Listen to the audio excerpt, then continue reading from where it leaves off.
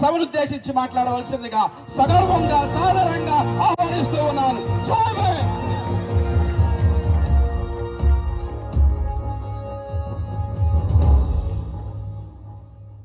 అందరికీ జై భీమ్. జై భీమ్. జై భీమ్. జై భీమ్. జై భీమ్. Thank you. ఈరోజు నిడుమూల గ్రామంలో బాబాసాహెబ్ అంబేద్కర్ గారి విగ్రహాన్ని ఆవిష్కరించుకోవడం, మరి ఇంత ఆలస్యమైనా కూడా ఎక్కడికి వెళ్లకుండా విందామని ఉన్న మీ అందరినీ కలవటం చాలా సంతోషంగా ఉంది. Thank you sir.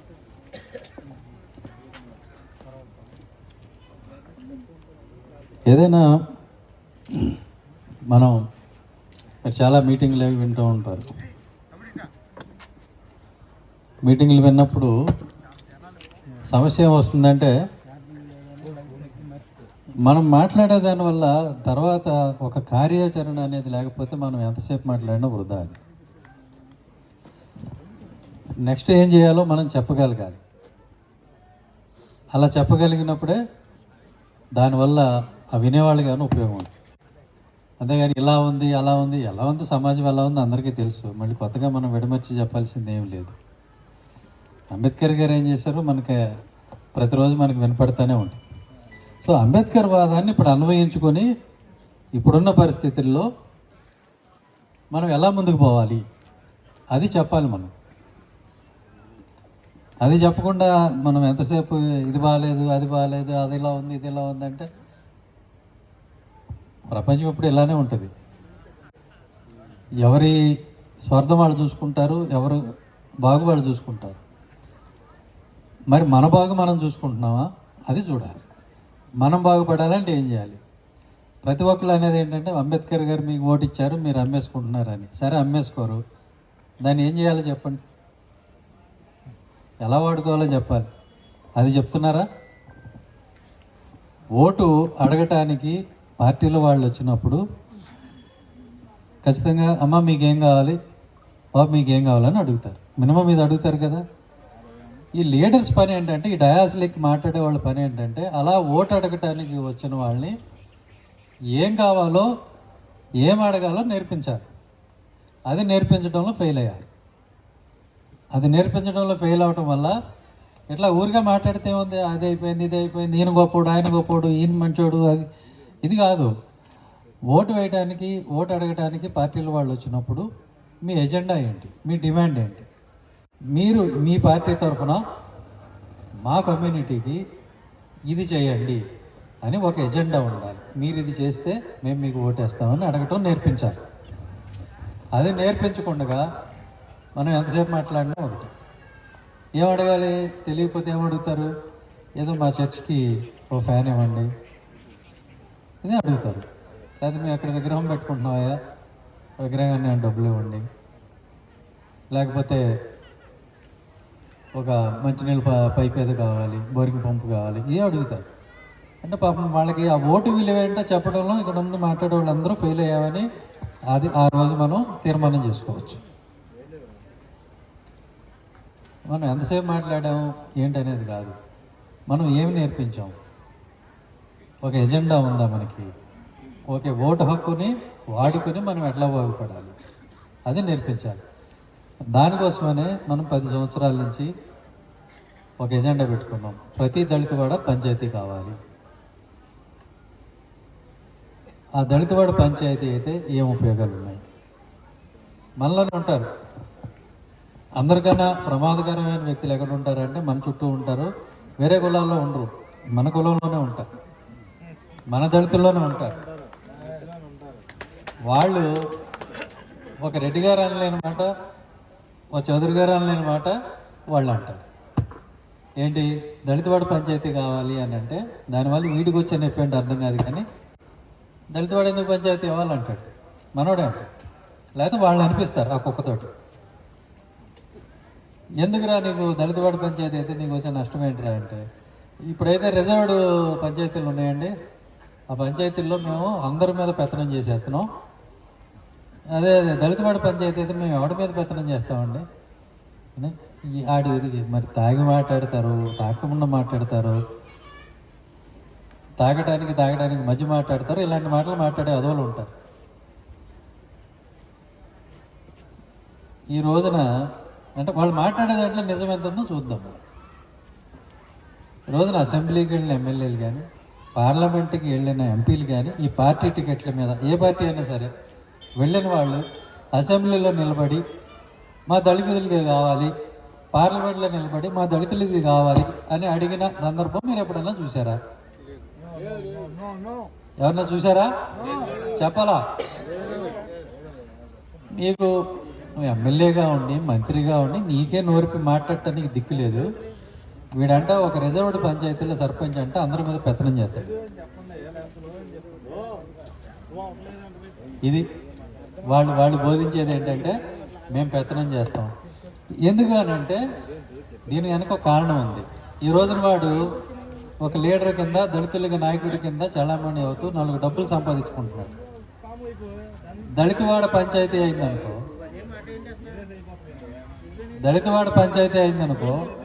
వీడి నాయకత్వం పోద్ది. అందువల్ల దళితవాడ పంచాయతీ కావద్దంట. మీరు ఒక నిమిషం ఆగుతారా? ఒక నిమిషం ఆగుతారా? కూర్చో, ముందు మాట్లాడేది వినండి, తర్వాత మనం మాట్లాడుకుంటాం. లేదంటే ఇక్కడికి వచ్చి మాట్లాడతానండి, మాట్లాడు. సో ఇట్లాగా ఒక మంచి కార్యక్రమం జరుగుతున్నప్పుడు మాట్లాడటం అనేది పద్ధతి కాదు. ఎవరు మాట్లాడద్దు, అందరూ ఆగండి. ఓకే, ఇట్లా ఈ జాతికి పనికొచ్చే ఒక కార్యక్రమం ఉన్నప్పుడు దానిలో మనవాడే ఒక పొల పెట్టాలని చూస్తాడు. వీడంటే పెత్తనం చేస్తున్నాడంట. ఇది ఎవడన్నా నమ్ముతారా? మీరు ఎవరన్నా నమ్ముతారా? ఇట్లాంటివి చెప్తారు. నేనేం చెప్తున్నానంటే గ్రామ పంచాయతీలకు ఉండేటువంటి నిధులే తక్కువ. ఆ నిధులతో వాళ్ళ ఊరిని బాగు చేసుకోవటమే కష్టమవుతుంది. అలాంటిది ఊరి చివరున్నటువంటి దళితవాడ దాకా ఆ నిధులు వచ్చి దళితవాడని బాగు చేసే పరిస్థితి లేదు. ఇది అందరికీ తెలిసిన విషయం. కాబట్టి మనకంటూ SC ST sub component plan అని అవుతుంది. అంటే ప్రతి సంవత్సరం బడ్జెట్లో మనకి 20,000 కోట్లు ప్రభుత్వం పక్కన పెడుతుంది. ఆ పక్కన పెట్టిన ఎట్లు పోతున్నాయంటే ఇంతకుముందు సోదరు చెప్పారు, అవన్నీ రకరకాల పథకాలకు మళ్ళించేస్తున్నారని. అసలు మాట్లాడాల్సింది ఇది. ఇప్పుడు దాకా మాట్లాడిన వాళ్ళు ఎవరు ఇది మాట్లాడలే. ఇది తప్ప అన్నీ మాట్లాడారు. ఆ సమస్య ఎక్కడ అవుతుందంటే మనం ఇంత సమయం తీసుకున్నప్పుడు మనం ఏం మాట్లాడాలో పనికొచ్చేది మాట్లాడాలి. వాళ్ళకి ఏం తెలియాలో అది చెప్పాలి. మనకు కావాల్సిన ఏంటి? డబ్బులు కావాలి, నిధులు కావాలి. 20,000 కోట్లు ప్రతి సంవత్సరం ప్రభుత్వం పక్కన పెడుతుంటే ఇది ఎప్పుడు 2014లో నల్లారి కిరణ్ కుమార్ రెడ్డి గారు ముఖ్యమంత్రిగా ఉండగా కాంగ్రెస్ ప్రభుత్వం లాస్ట్ టర్మ్లో ఇచ్చినటువంటి పథకం ఇది కూడా చెప్పాలి మనం. సో 10 సంవత్సరాల్లో 1,40,000 కోట్లు దళితుల మీద మేము ఖర్చు పెట్టామంటున్నారు. మరి ఆ 1,40,000 కోట్లు ఖర్చు అయితే దళిత వాళ్ళు ఈ రోజున ఎలా ఉన్నాయి? ఎందుకు ఇలా ఉన్నాయి? ఎందుకని దళిత నిరుద్యోగులకి వాళ్ళు ఒక డాక్టర్ చదువుకున్న వ్యక్తి ఒక హాస్పిటల్ పెట్టుకుందామన్నా, ఒక సాఫ్ట్వేర్ ఇంజనీర్ అయిన వ్యక్తి ఒక సాఫ్ట్వేర్ కంపెనీ పెట్టుకుందామన్నా, మరి వేరే ఒక లెక్చరర్గా పనిచేసిన వ్యక్తి ఒక కాలేజీ పెట్టుకుందామన్నా ఎందుకు అతనికి లోన్లు రావటం లేదు? మన డబ్బులే ఉన్నాయి కదా.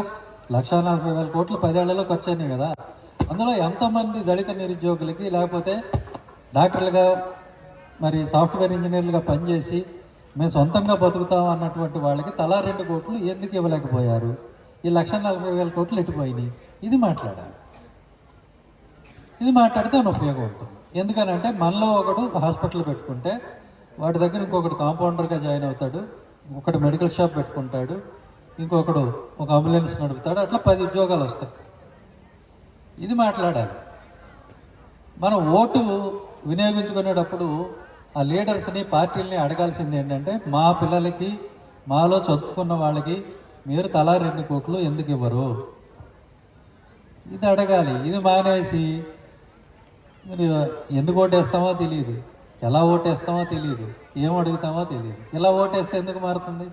మళ్ళీ వచ్చి మేము చెప్పకుండా ఇక్కడి నుంచి మళ్ళీ వచ్చి మిమ్మల్ని తిట్టడం, మీరు ఓటు అమ్మేసుకుంటున్నారు. నువ్వు ఓటు ఎలా వాడుకోవాలో చెప్పకపోతే మరి వాళ్ళు ఏం చేస్తారు? వాళ్ళకి తోచింది చేస్తారు. కాబట్టి మనకున్న సమయాన్ని, మనం మాట్లాడేదానికి, బోధించేదానికి ఉన్న సమయాన్ని కరెక్ట్ డైరెక్షన్లో పెట్టాలి.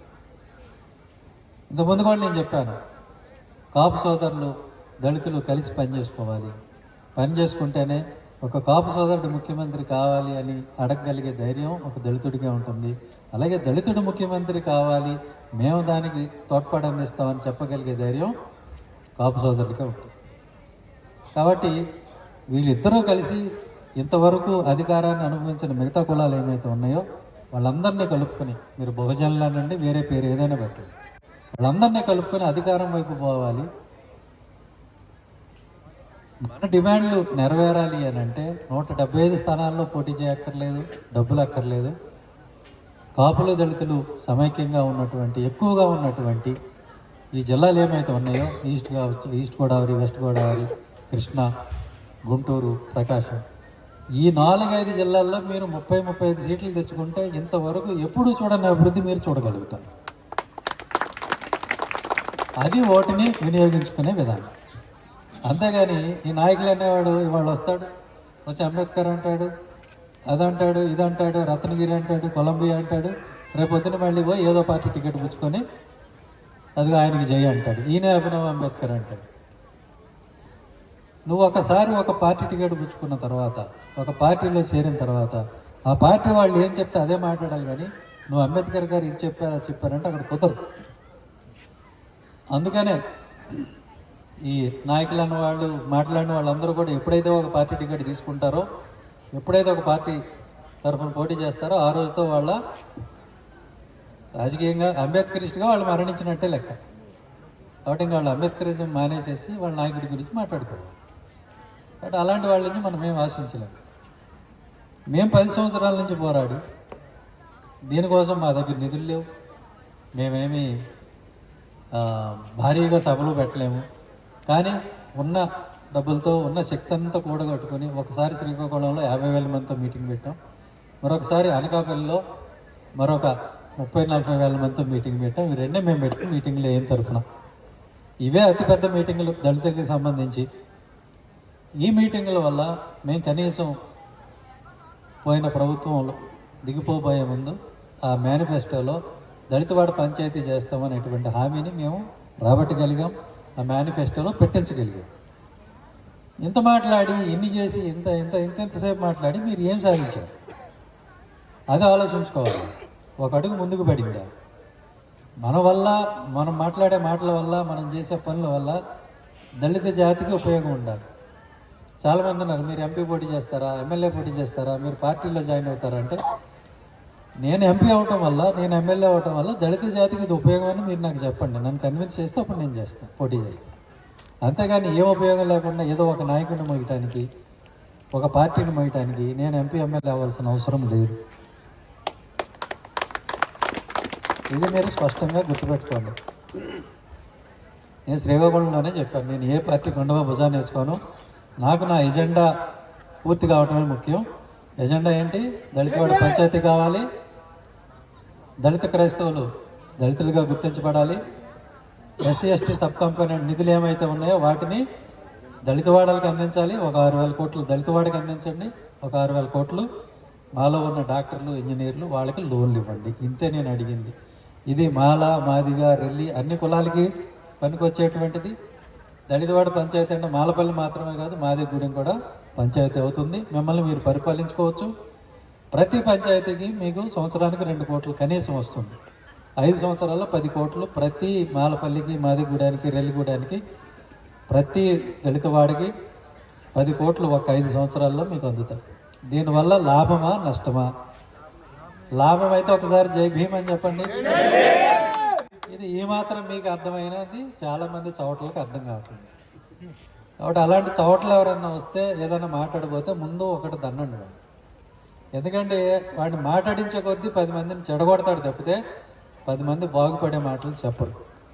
ఎంతసేపు వాళ్ళకి కావాల్సింది ఏంటంటే, వాడు ఎమ్మెల్యే కావాలి, 4 డబ్బులు సంపాదించుకోవాలి, వాడు ఎంపీ కావాలి, 4 డబ్బులు సంపాదించుకోవాలి. అంతవరకే అంబేద్కర్.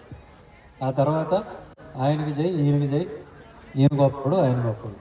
మాకు ఎవరితో విరోధం లేదు, ఏ పార్టీతో విరోధం లేదు, ఏ నాయకుడితో విరోధం లేదు. మాకు కావాల్సింది కేవలం మా ఎజెండా. ఈ ఎజెండాను సాధించడం కోసం మేము ఒక విజయం సాధించాం. దీన్ని పూర్తి చేసే వరకు మేము వదిలిపెట్టాం.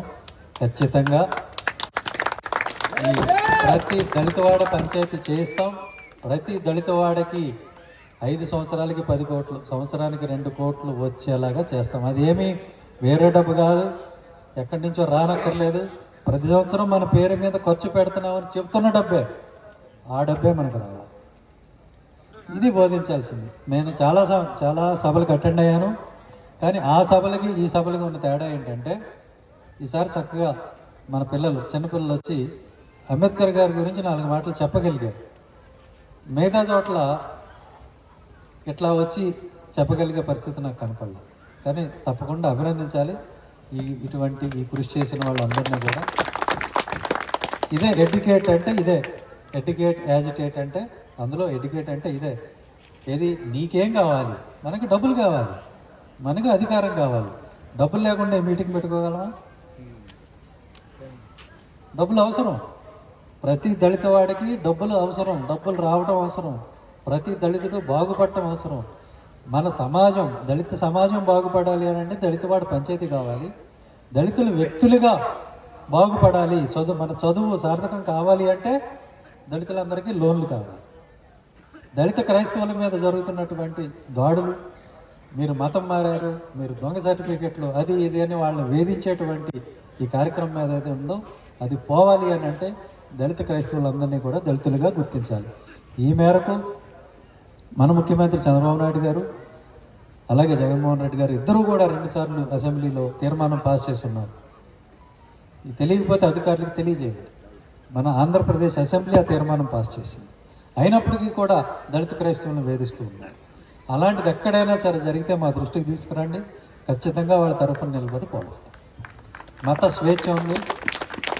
మతం, ఒక హిందూ మతంలో ఉన్న వ్యక్తి దర్గాకి వెళ్ళకూడదని ఎక్కడ లేదు, మసీదుకి వెళ్ళకూడదని లేదు, ఒక చర్చికి వెళ్ళకూడదని ఎక్కడ కూడా లేదు. చర్చికి వెళ్ళినంత మాత్రాన అతను క్రైస్తవుడు అయిపోడు. నేను కూడా పార్లమెంట్కి వెళ్తాను ఏదో పని మీద, ఎవరినో కలవటానికి. నేను పార్లమెంట్లోకి వెళ్ళాను కాబట్టి నేను ఎంపీని అయిపోను కదా.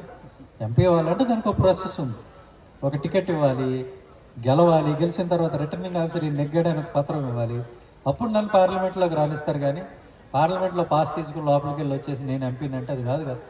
అలాగే చర్చికి వెళ్ళటం పోవటం, రావటం పోవటం, లోపలికి వెళ్ళి వచ్చినంత మాత్రాన వాడేమి క్రైస్తవుడు అయిపోవడం. తెలుసుకోవడానికి వెళ్తున్నాడు. తెలుసుకున్నాక నమ్మకం కలిగితే మతం మారి బాప్తిజం తీసుకొని అప్పుడు క్రైస్తవుడు అవుతాడు. అంతవరకు తెలుసుకుంటూనే ఉంటాడు. అందులో తప్పేంటి? ఇది మాట్లాడాలి మనం, ఇది ఎడ్యుకేట్ చేయాలి. అంతేగాని మనం ఇది ఎలా ఉంది, అది అలా ఉంది,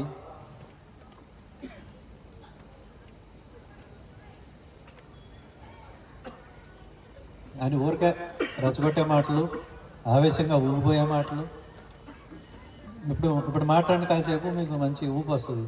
తర్వాత ఇంటికి వెళ్ళాక ఏం మాట్లాడాడు అంటే సగం గుర్తుకు రాదు. ఆ మాట్లాడిన దానివల్ల మనకి ఏమైనా ఉపయోగం ఉందిరా అంటే, సరే ఆ మాట్లాడిన దాన్ని నేను ఎలా ఉపయోగించుకోవాలనేది ఉంటే అది కూడా లేదు. సో అలాంటి ఊకదంపుడు ఉపన్యాసాలు మానేసి మనం ఏం చేయాలి, వచ్చే ఎన్నికల్లో మన పాత్ర ఏంటి, మన ఎజెండా ఏంటి, మనం సాధించుకోవాల్సింది ఏంటి, మన దళితవాడికి నిధులు మన దళితవాడ బాట పట్టేలాగా ఎలా చేయాలి, మనలో చదువుకున్న వాళ్ళని ఎలా మనం పైకి తీసుకెళ్ళాలి. ఇలాగ మనం పనికొచ్చే ఆలోచనలు, బాగుపడే ఆలోచనలు చేయాలి తప్ప ఊరక ఆ నాయకుడికి చేయంటాం, ఈ పార్టీకి చేయంటాం. అట్లయితే మన బతుకులు ఎప్పటికీ కూడా మారవు. అనేక మంది నాయకులు వచ్చారు, పోయారు, అనేక పార్టీలు మారినాయి, కానీ మన బతుకులు ఎట్లానే ఉన్నాయి. కాబట్టి అంబేద్కర్ గారు తెలిసిందని రాజ్యాధికారం, political power is the master key అన్నాడు. అంటే నువ్వు ఒక పంచాయతీ సర్పంచ్గాను ఒక 4 డబ్బులు వచ్చి ఒక ఆఫీస్ నీ దగ్గర ఉంటేనే నువ్వు 10 మందికి పనికి వస్తావు. అప్పుడు మెయిన్ గ్రామం నుంచి వాళ్ళు వస్తారు, నీ దగ్గర 2 కోట్లు ఉంటాయి, వాళ్ళ దగ్గర 40 లక్షలు 50 లక్షలు ఉంటాయి. అంటే వచ్చి బాబు మీరు కొంచెం మీ దళితవాడి నుంచి రోడ్డు మా దాకా కూడా వేయండి అని అడుగుతారు. మీ దళితవాడలో మీరు పెట్టుకున్న మంచినీటి స్కీమ్ మాకు కూడా ఇవ్వండి అని అడుగుతారు.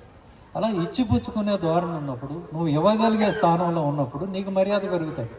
అంతేగాని పొద్దున్న లెగితే బాబుది భిక్షాందేహి అన్నట్టుగా పోయి బాబు అదేమండి, బాబు ఇదేమండి అంటే రోజు ఏటెలకాలం అడుక్కుంటే గౌరవం వస్తుందా? నువ్వు పోరాడి నీ దళిత వాడికి ఒక 2 కోట్లు తెచ్చుకొని నువ్వు వాళ్ళకి ఏమైనా చేయగలిగితే నీ గౌరవం వస్తుందా? అది ఆలోచన చేయాలి, ఆలోచన ఉండాలి, దానికి తగ్గట్టుగా ఆచరణ ఉండాలి. మన ఓటుని ఎలా వాడాలో నేను చెప్తున్నాను. దళితవాడ పంచాయతీ ఈ ఎజెండాని ఎవరైతే రేపు మీకు హామీ ఇస్తారో, ఎవరైతే ఇవి చేస్తారో వాళ్ళకి ఓటేయాలి.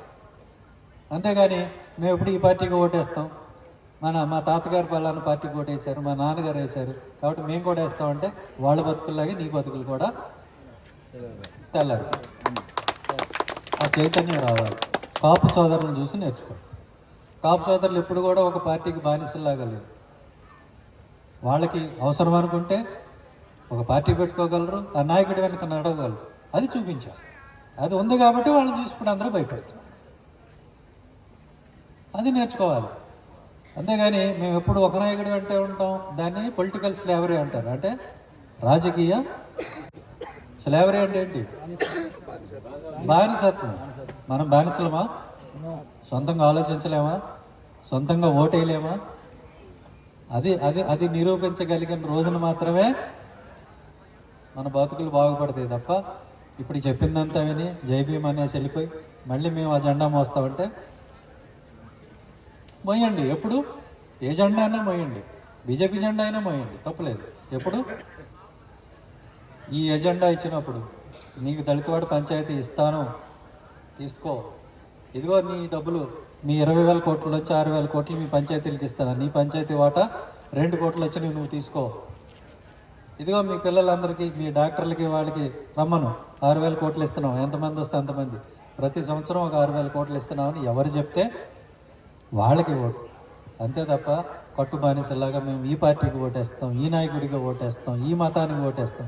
మనకు మతం కాదు కావాల్సింది, మన కులం కాదు కావాల్సింది. మనకు కావాల్సింది దళితులు రాజ్యాధికారం వైపు వెళ్ళటానికి కావలసిన జవసత్వాలు ముందు గ్రామ స్థాయిలో బలపడాలి.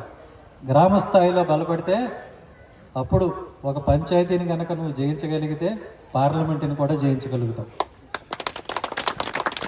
ఎప్పుడైనా ఇక్కడి నుంచి మొదలు పెట్టాలి. ఇల్లు కట్టేవాడు ఎప్పుడైనా పునాదితో మొదలు పెడతాడు, అంతేగాని పైన ఎక్కడో చూరు కట్టి మొదలెట్టాడు. కనీసం ఆ కామన్ సెన్స్ నేర్పండి మన వాళ్ళకి. మాట్లాడితే మేము ఇదైపోతాం, మేము అదైపోతాం, మేము రాజ్యాధికారం సాధిస్తాం, దానికి ఒక ప్రణాళిక ఉండద్దురా.